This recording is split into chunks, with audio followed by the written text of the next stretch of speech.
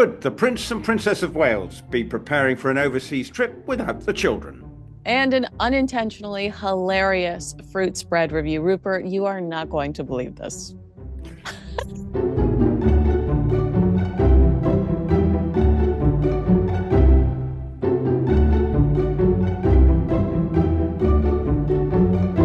Welcome to Heirs and Spares, the show that dives into the fascinating world of two of the most recognized royal couples on both sides of the Atlantic. I'm Kinsey Schofield, and I'll be bringing you updates on Prince Harry and Meghan Markle right here in California. Hi, I'm Rupert Bell, and I'm in the heart of the British capital in London, and I'm going to be bringing you all the latest news about the Prince and Princess of Wales. Okay, Rupert, we have to talk about this actually, you were working, so I don't know if you saw all the gossip surrounding this ridiculous headline about Prince William hiring Princess Diana's divorce attorneys. And the way that it was worded initially, this was a Richard Eden scoop, was terrifying. I mean, to somebody that doesn't know what's going on, that rarely engages with this, or is just, partially invested in the success of this family, I think you read a headline that says, like, the future of William and Kate's marriage revealed after he hired divorce lawyers for a shocking royal twist. You're like, what's going on? Is everything okay with William and Catherine? Shame on the Daily Mail for stirring this pot. Do you want me to explain, or do you want to explain the logistics behind this Prince William hire? Well, I think you're right in the sense, I'll get you to explain it, but in essence, it's a lazy headline. Yes. Because obviously this very famous lawyer firm, Michon, anyway, they're just a top lawyer firm who worked with Diana. But of course, they worked on the divorce. But actually, I think what it is the Prince of Wales and the Princess want to have sort of their own legal team behind them, and the ones they're going to work with, presumably, for some time going forward. And he feels that, it's very much the Prince of Wales doing his own thing. And I don't think it suddenly means, well, if they're working for both of them, presumably they're not working for the divorce. Because right. if you look at it, because presumably if there is a divorce, the Princess of Wales is going to be lawyered up with some other firm, or whichever firm she wants. And there are plenty of lawyers who would, if that was ever to be, which it's not going to be, would be chomping at the bit. But yeah, lazy headline.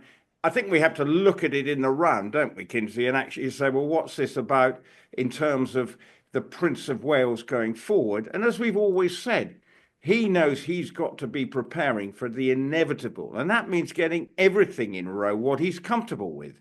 Now, the King has had his lawyers, and they've been the firm for a long time. And I just think it's the Prince of Wales saying, right, I need to make sure I'm comfortable with whom I'm working with, should I need to be lawyered up for anything in particular. And bearing in mind, there'll be a lot of stuff that they have to be involved with that we don't get to hear about. Yeah, I just think that this is Prince William wanting his own counsel, and really wanting to surround himself, based on past experiences, with people that he's comfortable and confident in. And the Diana divorce lawyer headlines were intentional, they were clickbaity, and in my opinion, they were cruel. Why not just say Diana's attorneys? Why do you have to say a divorce lawyer? They knew what they were doing, because there was all that speculation surrounding their marriage when we didn't know that the Princess of Wales had cancer, and they were leveraging that. I think we have to be pretty careful to say that, are they out on a limb doing that? Because if we look at so many of the headlines surrounding the royal family, it is clickbait. And it doesn't matter which side. No, when we'll say that, well, I think we say that pretty often. Like, this is just clickbait. I think this is a typical example of that. The royal family, it's easy to write a sensational headline to get you to click on through. That's what life's all about. Attract the reader's interest. You think, well, as you did when you first read it, you went, oh, hello, have I missed the trick here? Have I? And I went, oh, that seems interesting. But then you get through the first paragraph, and then you get to the sort of, in the end, it just means he's got a new firm of lawyers. Well, I'm not saying whoop-de-doo, but it's, is it a big deal? It is kind of whoop-de-doo. Like, it's like, what do they call it? Inside baseball. It's like, we don't need to know. We don't need to know what's going on with his lawyers. but Yeah, it's interesting that instead of the tone being Prince William takes on his father, yeah, it's because that could have been the clickbait too. How Prince William, challenging the system or something. So this just felt like the lowest hanging fruit with the divorce attorney yeah. headline. Yeah, I think it probably is. And let's be honest, people are looking, any division between the king and Prince William. I'm not sure there really is, because actually William is very mindful that he will have to step up to the plate, and then it's his responsibility. And you probably feel that actually he, in his case, will be king for quite some time, given the age and everything, just looking at his father. I'm not saying no, but obviously we don't know Yes, yeah, when. no, it's just We just it's sort of quite clarify this. I'm not yeah, trying to, I don't it's want to create technically some clickbait. impossible. It's technically impossible for Yeah. King Charles to have the same reign as his mother. It's just Yeah. impossible. That's all It's you're just saying. it's just impossible. So what we're saying is, I think that and what the sort of role now for the Prince of Wales is to learn to make sure he is ready whenever that is. And if part of his preparation is to have a legal firm. Look, they're not the smallest, they're certainly probably not the cheapest legal firm to have on the books. I'm sure the hourly rate is pretty meaty for Prince of Wales to be discussing with the lawyers, but all the same, he will be making sure that he is comfortable with his legal backup whenever he should become king, or will he then revert to the kings in the future? We don't know, but right now, I think we can look at it as a very simple a business transaction, a business decision, and whoever, like in walks of life, you always choose your own lawyers you're comfortable with, or on legal advice for people you are comfortable with and you get on with. And I think that's exactly what the Prince of Wales is doing. Agree. Yeah. I know that it's easy to just dismiss clickbait, but there are certain outlets that I really love and rely on when it comes to the British royal family, and the Daily Mail is actually one of them. And there have been studies that show the percentage of people that base an opinion around a topic solely on a headline without reading the story, especially here in Yeah. America, if you look at our political space. So my fear is that somebody, well, actually, it's more than a fear. I saw it realized on YouTube over the week. Last week on YouTube, all of these people saying impending divorce countdown is on. Here's what the Daily Mail said, quoting this Daily Mail scoop. And that's why I'm frustrated by this particular headline, because there is science that backs up the amount that people just digest a headline, form an opinion, and rail about it, literally rail about it on the internet with actually reading the story. And that's why I feel like we should be a little more careful. And I work with people too that will go behind my back and change a headline because they want more attention on the video. And I go right back behind them and rechange the headline because I don't believe in that. And I think that it's important that when we do see something like that, we say something, because there are people you can still trust out there. There are people that want you to know the truth, and that want to deliver it in a way that is ethical. Well, here's one of the dilemmas that faces media outlets, and I'm going to sound like an old duffer. People don't read newspapers anymore. When did you probably get your news online now? Everyone, my children's generation, they don't even buy a newspaper, wouldn't even think of it. Their news is consumed in 3-minute bite-sized chunks, and as a result, headlines are the way people almost think, well, that's the news. Yeah. You read, whatever, forget just the royal family, it's life. And so that's the way it is conducted now in 3-minute bite-sized chunks. That's how they get their news, and that's why the headlines, and sometimes the lurid headline is all you need. And that's why a catchy 10-second phrase is all you need to almost get a story running. And that's the way of the world now. And unfortunately, this is probably yet another example of exactly that, going for the sensational headline so you get people to read the article. We know that that is the way because everybody wants eyeballs on what they're doing. And an easy headline like that, it sends us off into a tangent. But even I went, oh, what's going on here? Yeah, exactly. Presumably, I don't.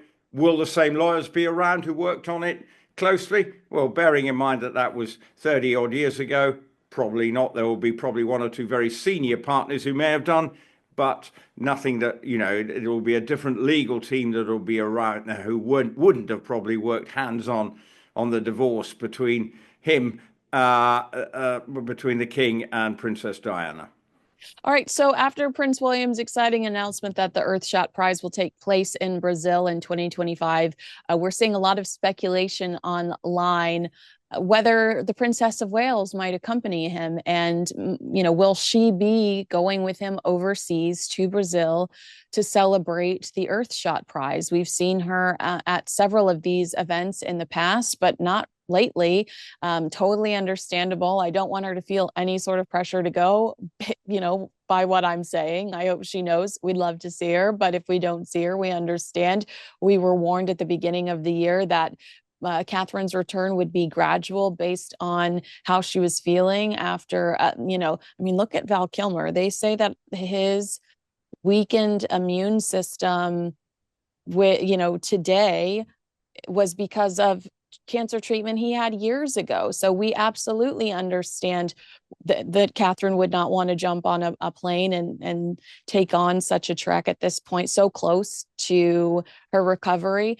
What is your prediction there, or do you think it's not fair to have a prediction? What are you thinking? I don't think it's fair to have a prediction, but she's missed. Yeah, absolutely. She brings, the last one was in South Africa. I think she did a video message, if I'm not mistaken, but that might have been the extent of it. Whenever we see her on a, whether it's be at a premiere or anything, we know it creates interest. Now, it's quite interesting because if you compare Meghan and Harry, Meghan's always there, right? At the moment, we want to see the Princess of Wales back on the road because there's no doubt if she turns up and she's wearing a dress that, it brings a lot of eyeballs to the event.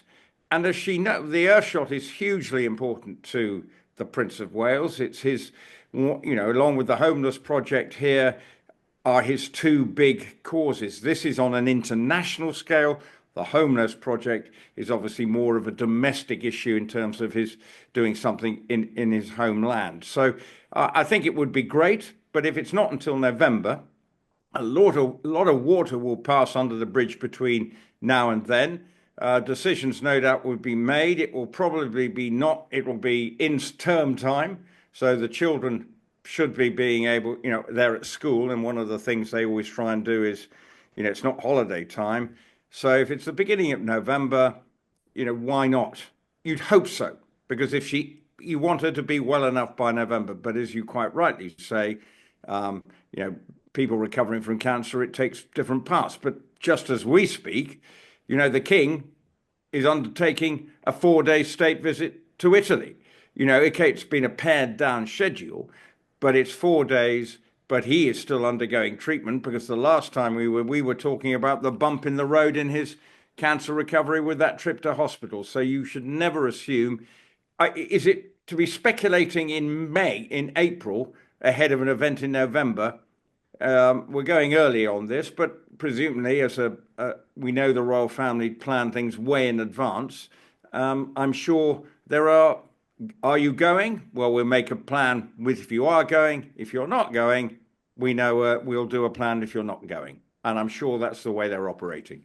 Well, Brazil is hosting the COP30 climate summit then. So I do wonder if that's because Prince William hasn't even confirmed his attendance. I do wonder if that's, a reason for him to be more, engaged and excited and set some more meetings and create some other events around the existence of that event there. There's going to be so many other opportunities for him to meet with other leaders and business owners and thought leaders. So I do anticipate him being there.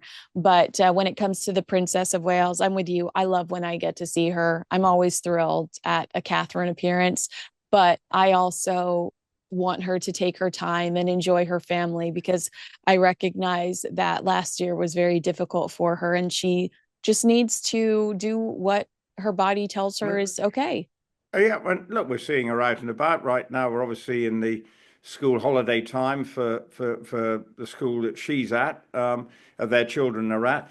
But I think you alluded to what the COP and Earthshot is about. It's a way again for the Prince of Wales to exercise that soft power element, because there will be lots of leaders. Look, at the moment, as we talk. I mean, a what it's Wild West land out there at the moment on the global international scale. So everyone is trying to sort of steady an even keel as we go. So, hence the reason why we've got the king in Italy. It's a classic example of soft power at play.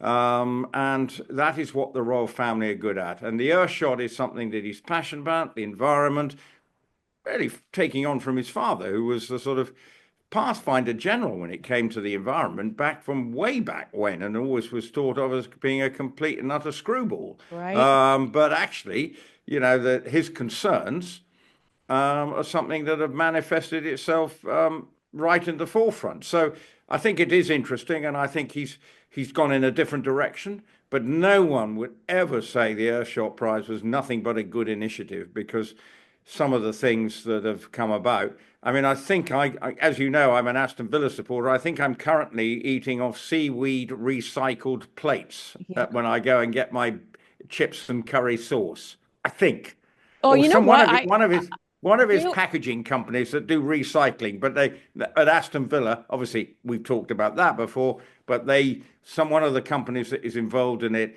provide the plates and things are recycled, and it comes from something out of the Well, I sea, I I think. love to I love to hear that, because I was just scaring myself watching this video about black recycled plastics, how they typically come from old, they're technology based, right? So they're like, don't reheat those, because the chemicals that are coming off of those are from like recycled keyboards and things that have been touching. I'm like terrified. Like, how do we not think about these things? But I remember, oh, I'm like a hoarder. Like, if there's a good container, I'm like, if we get takeout and there's a good container, I'm like, we should save that container. That's a really good Oh, container. And now I'm like, well, You're the polar opposite to my wife. Throws out everything. She's the antithesis to a hoarder. So if I leave anything alone, it's in the bin before you can say Jack Robinson. So we're polar opposites. Or my wife is polar opposite to you then. yeah, so I'm glad to hear about the seaweed alternative, because that's so much healthier. I just don't even think we realize sometimes what we're just going with the flow, and we don't realize that some of the things that we do. And that's what I love about Earthshot, Prince William introducing us to a lot of these. We've talked about the little trash can that people Mm. set around the marinas, and that it collects trash. It floats in the water and collects trash, but does make sure that sea life doesn't get stuck in it. All these little things I'm more alert to because of Prince William. Well, you're also alert to it because your passion for rather large obstacles that swim around the sea, isn't Yeah, that right? So that's true. you're fully aware that, well, it is one of the great issues, the sort of plastic pollution in our oceans. So I mean, I know, but without okay, we can get that's a wider debate. We're supposed to keep it on the sort of royal ship. The fact of the matter is, the Earthshot is a good initiative. He's obviously got the profile. And actually, if you compare this to what has been going on with all the other stuff, when we Yes. come to talking about Meghan and Harry, Well, let's talk about well, Sandoval. the point I'm going to make here is about the fact that his royal position does open doors for him to get the support. And one of the problems that Harry and Meghan, and it's come out from this, the breakdown of relationship with his African charity, is he no longer has that power to draw in big, high profile companies, because he's got a tarnished reputation because of what he's been doing and saying about the royal family. Whereas Prince William does seem to be in a much stronger position to try and bring in people and see if they can support whatever charity it is, whether it be the homeless in this country, getting big players behind that, and the same with Earthshot on a global scale. It does give an element of what his soft power is all about. And his lack of drama, the lack of drama in his personal life, the lack of giving any oxygen to the drama surrounding his brother does make us focus on what he's actually doing and the message he's actually trying to spread. I mean, I am more engaged in some of these campaigns that he's highlighting versus Harry and Meghan, where I honestly could not have formed a real paragraph on what Senabale was trying to accomplish prior to being introduced to Dr. Sophie Chandaka raging over Prince Harry. I mean, it's really taken this drama that for me to have tuned in.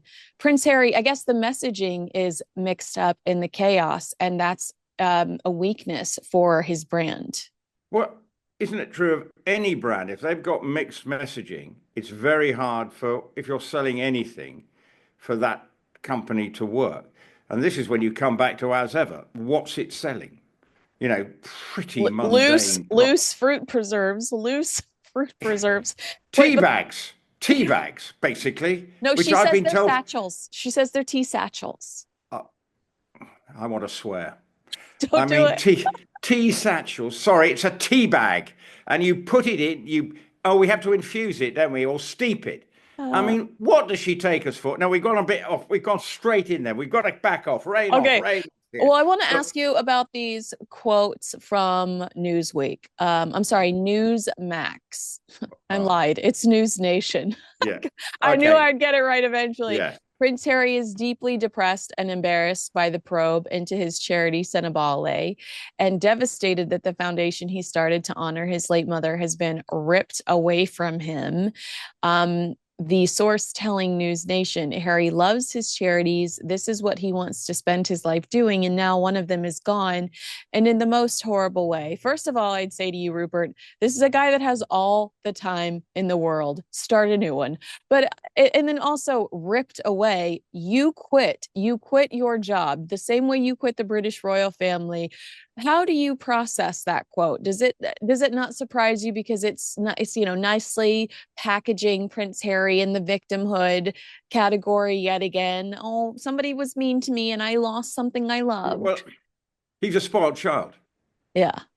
That's what it's about. And he was, took umbrage about maybe the treatment or what, it appears that there are very definite text messages with him trying to apply pressure on Sophie Chandaka, who's, bearing in mind, her family's firm are the third biggest donor to Senabale. So it's not as if she wants this thing to fail. And I've always known that it's trying to do good work. And if they've got 540 people working for them, it obviously has a good reach of people. But they are now going to struggle. And it's basically symptomatic of the way events have been played. They try and portray themselves as the victims, but it's happening too many times that they are the victims. Methinks you do protest too much, which I think I may be misquoting Shakespeare, but I think that is basically the upshot here, that they protest and say, it's not me, Gov. I want to ask you about the timeline here, because we found out some new details over the weekend about where some say this hostility originated, and it is in Miami, Florida. It's when Meghan RSVPs no to the polo event that Dr. Sophie Chandaka and her team have been preparing, from South Africa. And I mean, what a trek to do all of these logistics over there and then come over to Miami and try to execute that. And at the last minute, find out a woman that insists everyone refer to her as a duchess, is on the way, as well as a legitimate A-lister in the form of Serena Williams. Meghan shows up. Dr. Sophie says hello, feels completely dismissed. Meghan immediately starts asking for champagne. We're told that both entities under Archewell and Senabale are running around like chickens with their heads cut off, trying to find Meghan Markle and Serena Williams champagne. And then Dr. Sophie tries to approach Meghan to ask her if she'll come personally say hello to some of the donors. These are very valuable people at this event. And Meghan is unavailable, very dismissive of the doctor. And basically, they say that that's where the hostility starts. But when I ask about a timeline, this is in the report. Markle later texted Shandoka, "The content remains unknown," and the reply was icy enough to send Harry into a tailspin. Is it Meghan that starts the conversation? And this is just me trying to figure out the timeline. Do we believe that Meghan starts the conversation about the trophy row? And, is Meghan texting Dr. Sophie saying, "Are you seeing all of this online chatter? This is insane." And Dr. Sophie's like, "Not my problem." The same way it wasn't your problem when I needed a friend to say hi to the donors. And then that's when Prince Harry gets involved and sends the angry "explain yourself" text message, yada, yada, yada. Do you get that sense reading these new updates? Well, obviously, I don't know the exact timeline, but the way this seems to be unraveling, once again, we know where it's all going wrong and who is at fault potentially here. Now, in the investigation, all might be revealed, but I'm pretty sure that Sophie Chandorka will have got a pretty good timeline and text messages, and if need be, they could be made public. She will have them on, would have kept them, because if you're as bright as she is, she wouldn't have pressed the delete button, I'm pretty sure. Also, it's So interesting that Harry hasn't threatened to sue her. well, therein lies part of the problem. He's Yeah. got rid of, but because he knows he's probably on a very sticky wicket. But the timeline does sound like if you suddenly turn up and you're running around and you're lauding it or duchessing it, as in her case, at a polo event in Miami and demanding as if you're some diva beyond, Serena Williams, brilliant tennis player, wonderful, A-list, use her to good effect, because would be absolutely perfect. Get her to be photographed to some of the donors would be amazing. But no, because it's not Meghan controlling the narrative. It's Sophie and her team and her husband's team. All she had to do is turn up and say, just go do a bit of glad handing and look interested, take a few photo ops, and this was all brushed over. But if in case she said no, well, it's not supportive of her husband, and then now her husband's having to try and extract the problem. And then he, my account, sends a saying defending his wife, which he's perfectly entitled to do. But if the initial timeline has come from her sending a text, sort of a miffed text from Meghan to Sophie Chandorka, then that's just not on. But again, we don't know 100%, so I'm just giving myself a backup clause here. But I have a feeling that this polo event and around the polo has unraveled it, and Harry has suddenly found off that this has gone out of control, and then he's basically gone, "Oh, I'm throwing my toys out," and and taken all the fellow trustees with him as a result of this.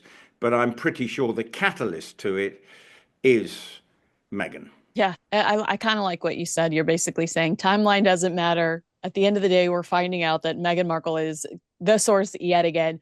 So a source told the Daily Mail, above all else, it was the way she says Meghan snubbed her on arrival. That was the reason she wouldn't issue some kind of supporting statement.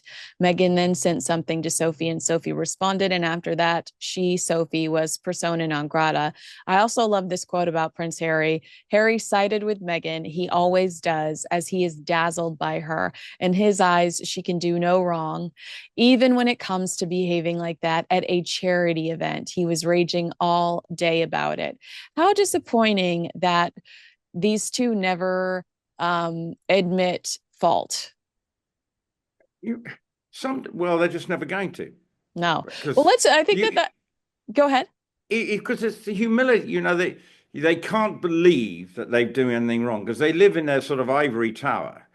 And this is why we keep on hearing, got to have NDAs on everything she does. There's NDAs because it may transpire that they haven't done everything right. And yet she's trying to always present this squeaky perfect image of the perfect Duchess and that I am the queen of whatever I do. But we know that that is not the case. If she was confident in her products, why would the staff need to be signing NDAs on stuff all the time? But I mean, what is it? It's sort of working in a fearsome organization that I'm sure there are lots of people have NDAs, but in a way, it seems to be, if you sign the dotted line there, you probably, you will not do this, you will not do this. It's a sort of, you sign up and basically you sound like you're giving your life away. Mm-hmm. And we can all see it. It's the playbook has not changed over 5 years. You look the stories seem to change, but this doesn't. This one she's not been able to control because she's up against somebody who's probably brighter than her as lawyer and as a very fearsome woman, and is probably exactly the sort of woman she should be interviewing on her podcast. And Yeah. actually, if you think about it, that would have been the perfect way, if all had been seamless and light, is for you to have the chairman, who's a woman who's come from Zimbabwe, who's done what she's done over the years on her program about how she's become a successful global player as lawyer working for big firms. Absolutely perfect, in fits in every aspect, but obviously won't be because there'll be some of the safe pair of hands in the sort of Californian network of friends, I assume. But Yeah. that would have been, and actually would have been the perfect example, bearing in mind she's not working, she's working pro bono. Okay, she Well, may get I think that that's what is, to your point, that would have been a great collaboration, because if you step back and just look at the destruction over the last 5 years, I think it's fair to say that Harry and Meghan have a hard time working with other people. And that's immediately what I took away from this issue with Dr. Sophie. You guys have a very hard time collaborating with other people. So if there was one place where everything did feel in sync, and and you're right, why didn't Meghan interview people from the Invictus Games for archetypes? Why didn't she interview people from the Invictus Games, or from Senabale, for our well child, for archetypes? She is just so wrapped up in her own little snow globe of the people she's been trying to impress for the last 20 years in California. She's talking to Paris Hilton, she's talking to Mariah Carey, and it's just I want to read for you I pulled this quote because I was trying to determine what Meghan Markle has done to justify this. But remember this quote from Beyonce from the Netflix series when she texted Meghan Markle that Meghan was selected to break generational curses that need to be healed. And Meghan's over here interviewing Paris Hilton and selling us $28 jars of honey. I mean, yeah, exactly. And the honey stuff with honeycomb. Yeah, I'm sorry. The 28 jar. We talked about honey elsewhere, but I mean, for me, it's an absolute a joke. And the jam, which seems to be one minute being called spread jam, what's it made of? I don't. I would love to know the difference between those 16 jars that were sent around and the one that has sold out within 10 minutes or whatever it was the other day. It's homemade versus processed factory food. That's Yeah. exactly. But can we talk about this big fail? Because I feel like people aren't making a big enough deal about this, that Meghan had to refund a significant, well, I don't know the exact number, but Meghan had to refund at least several people that we saw the conversations online because she didn't have the product available. They claim that they were sold out of the product. So she had to refund several people for their $28 jar of honey. Um, Basically said there was a glitch in the system because she couldn't believe how much traffic was sent to the site. She was so popular. It's not her fault. She's just popular. But isn't that unacceptable when you have resources coming from Netflix? Ted Sarandos is saying we're putting all of our efforts behind this person. We believe in her. And there's a glitch in your system that would allow people to buy a product that isn't available. Yeah, you've got to be so careful. You can't allow yourself to be a hostage to fortune. It means that, we know businesses, startups can always have a problem because suddenly you can't, the unexpected. But it's not as if this hasn't been hidden under a bushel and suddenly is out there.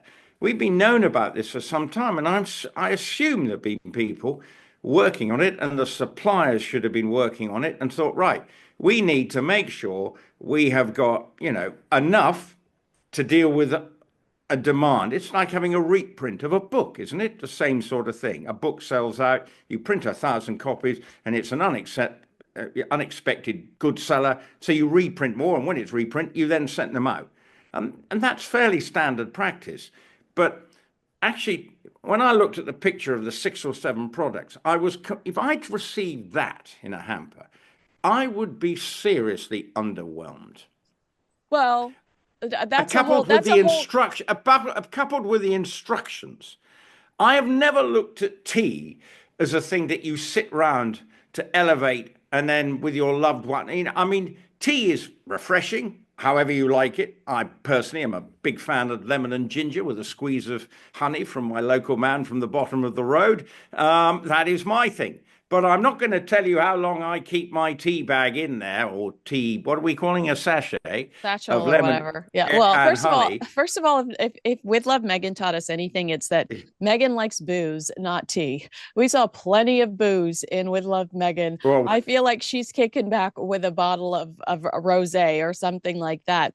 But well, you've made a great point about the baskets, because I think what you're referencing are the influencer baskets she sent out. As a consumer, you've just received this email that says, I'm sorry, but the product you purchased is not available. It's going to take 3 to 7 whatever business days to get your refund back. Aren't you hostile? Aren't you mad that the Kardashians are on Instagram unboxing their freebies for Meghan Markle when you're being told, sorry, there's none for you?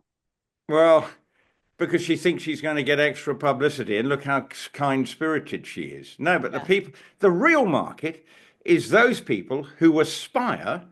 The Kardashians live in a world that none of us understand. Let's be honest. I mean, I have not got a clue about they live a world that is bonkers as far as I can work out. And, and all these other influencers, yes, fine.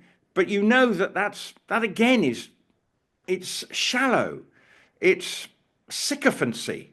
It's trying to cash in and say, look, I'm sorry, here we go, here's my product. Oh, aren't I wonderful? You've suddenly received it. You were a bit rude about me on one. I don't know which influencer this, but this one, didn't think much of it. And suddenly offering the sort of olive branch and saying, let bygones be bygones. Here it is. And so she feels flattered. But actually, what she got?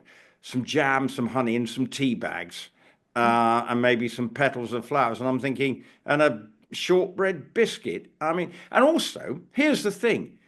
What she's offering is quintessentially British, and she doesn't want to be in Britain. I mean, Yeah. that's the thing that drives me mad. She's promoting tea. Tea. I mean, you come to Britain for tea, cucumber sandwiches and scones, call it what you will, cakes, tea bags. What she make up your mind. Do you want to be in Britain or do you not? But you're How, like, selling all wait, your wait, major. Megan, why are your tea bags not racist? That's what I want to know. Well, yeah, well, I mean, her tea bags are basically, well, they look pretty ordinary to me. I don't, what's the one thing that really gets me? I don't know who does it. Sits out in the Californian sun with their tea bag, stewing beautifully. Then she puts an ice cube in. Then she puts an ice cube in a water bottle for her children. But then you're never going to see this with a flower petal in it or something. I mean, there's some crazy ideas. And look, I'm an old duffer, so I'm sort of having a rant here, Kinsey, and I do apologise, dear listener, that I I'm love getting it. like this. But the lack of isn't, you do things with common sense. Of course, we learn. I love cooking programs because I want to learn and look. I drive my, okay, I don't cook enough. My wife would tell me, but then I'm sharing some angst with you. But anyway, But I love cooking programs, and you think, whoever they are, and I want to learn something. But I have yet to see anybody apart from Meghan offering us the idea that, this is what you do with tea bags. I want to see some cooking. And, so now it's all just, where she's going now. Now she's bringing in her children. I don't know what's going on. One minute they're not out publicity. Then we're seeing back shots of the children at all times. So what's Tomorrow going on? or she's launching her podcast this week. I mean, she's all over the place, and there's just no consistency, and there's no real success. So I don't understand that how long is she going to be able to fail upwards is my question. And it feels like infinity in this town, which is crazy to me because this town can be so unforgiving. It is. It's brutal. Mhm. You can be yesterday news before yesterday's even come. So that's the problem for her. She's got to make sure people would, outside maybe the Californian bubble. It's about having authenticity and the kind of product that you may want. But now we are beginning to understand this is all being done in some factory somewhere. And there's some people packaging this probably on a minimum wage somewhere, unless I've got it wrong, having to package this stuff, but they're probably also packaging everything. And I don't know what this spread's like. I don't know whether you've managed to get your hands on any yet. And I can't wait for you to test it live on Heirs and Spares. But okay, would you please, I think you should. Well, like, did And you see the review that I sent you over the weekend? I yeah, knew you were busy, but I was like unintentionally hilarious when well, she says that it's a bit loose. I laughed until I cried when I read yeah. that What's she line. talking about? What's she talking about? Being a bit loose. Anyway, there we go. It's the texture, the Yeah. consistency of the fruit spread, saying that it was so wet that her toast was sopping wet. And she's like, your toast should never be that sopping wet. They gave it 2 out of 5 stars and talked to just about how it was super sweet. It was too sweet. And the consistency was like almost unedible. Like when pulling the Yeah. spoon out and watching it drip. I have no desire to Well, ever yeah, I must admit, it wasn't appetizing because what I want to see in my raspberry jam is lovely whole raspberries. But right. because isn't there some technicality, you can't call it jam because it's got lemon and other things in it, because a jam should only have 45% fruit and 55% sugar, and away you go. When I make my red currant jelly, it's red currants and sugar and water, and that's it.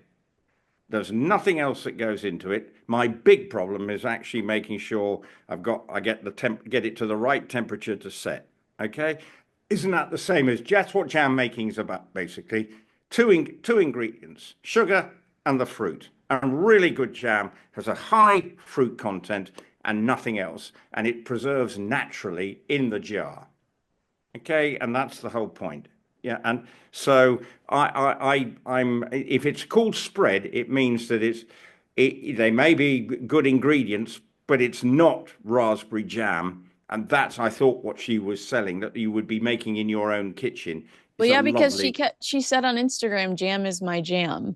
It's yeah, just another example of Meghan Markle breaking the rules, not following protocol. Call me a duchess, even though I quit my job and I'm no longer a working member of the British royal yeah, family. yeah. And Meghan I'll sell Markle. you British products. I mean, Yeah, I really, I struggled. Yeah, it makes me, you know, you're well, I fired don't know. up. I'll love that cry. about you. I cry and laugh anyway. But no, don't worry about it. It's pretty.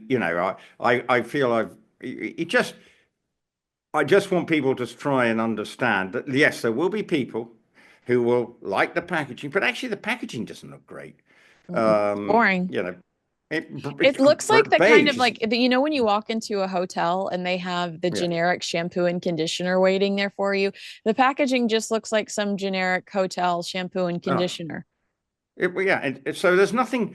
And actually, her calligraphy is supposed to be amazing, but actually, even the packaging just looks underwhelming. And of course, there's a crest on it, Yeah. which Well, is again annoying because she doesn't want to be. She wants to be Megan Sussex, as we know from that As Ever program. But she is cashing in. She's being. There's nothing worse than somebody who bandies around a title, going, "Look at me, I'm the whoever," or yeah. I'm who look at me, and this is her saying, "I must be smart because I'm a duchess. I'm a fairy tale princess. I am living this life."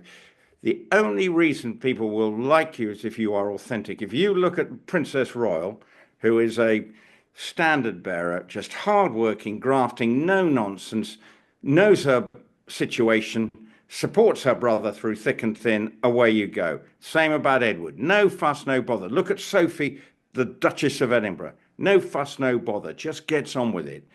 And that's what you should be seeing from Meghan. No fuss, no bother, practical, authentic.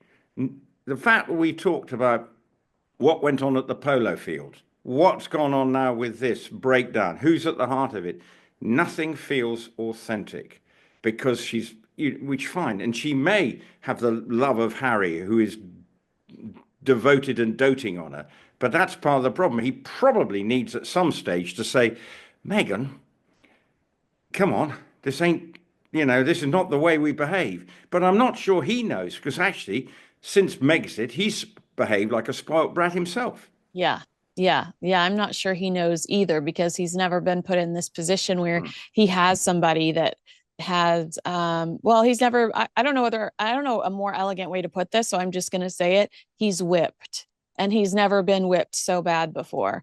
When he had people in position of authority before Meghan, they were palace officials, and he could say, well, whatever, I'm Prince Harry. I'm going to do whatever I want to do. I'm Prince Harry. And in this position, he really cannot challenge the person that's in authority in that house. Yeah, but in part of the royal family, he would say, I'm doing that, but there would have been people around and members of his family saying, Harry, back off a bit. There would have Mm-hmm. been an internal, but now he's ploughing a lone furrow. That was, as you've mentioned, their staff is is got a heavy churn. Unlike the jam, which has not been churned, it's just been has not been allowed to set. They turn over their turnover is fairly large. So I think that's the problem. He's got no one advising him externally because he hasn't got his friends around him who could say quietly going out for dinner one night, Harry, have you thought, maybe this is Tone not this quite down. here we go. Do you think this may not be? But actually, no, because he holed up in his house and he's lonely and he's got no one to pick up a call to and go, what do you think? So, I think he does need to find an external source of counsel that is a friend that he can trust, just to say, we need to. What do you need now to make sure that, while Meghan's doing all this stuff, we may be critical of it, but as you say, podcast coming out this week, we will probably have to listen to it, Kinsey. And but it's Well, she all for a good. listens to ours, so we Uh, might as well do what we you, can are you to support sure? each other. Are you sure? Yeah. But anyway, that would be, we will listen and let's hope she's learned from her last one that it's not about just her. But at least she's got things that going on. And yes, the launch, it may be clouded with problems, but at least, good, bad, or indifferent, things are happening around her to Yeah. try and um, earn money and move our life forward. Change the direction, because they were Yeah. just in the destroying the British royal family direction for years. And while it was lucrative, I think it did more damage than they could ever process to their reputations. Yeah, oh, absolutely. And now she's got to restore it. Yeah, even if you see a program like Have I Got News for You in this country, lampooning, which is a satirical news program. I think there's an American version, but this one's been a long-running one, you know, and you've got people absolutely lampooning. You know, we've seen it in America, obviously, South Park comedians, whatever. But when you see it on sort of mainstream television over here, you know, as ever being, and the program being lampooned on mainstream BBC television with a sort of, you know, big viewer program, you know, the brand is flawed over here. That if they are now being the butt of jokes on a weekly satirical program, so it's quite interesting. Their brand feels over here rock bottom, but it, you know, there's always going to be people who will. There's always people somewhere who may want to buy this product, and good luck to them if they do. That's you right. and I are not, but if you get some jam, please tell me what it's like. No, spread, sorry. Yeah, spread. Please tell me what it's like. Okay? All right, agree with us, disagree with us, let us know in the comments below. Make sure you like, subscribe, and share this video with a friend. Rupert, that was so much fun catching up with you. Thank you so much for your insight, and I look forward to talking to you again very soon.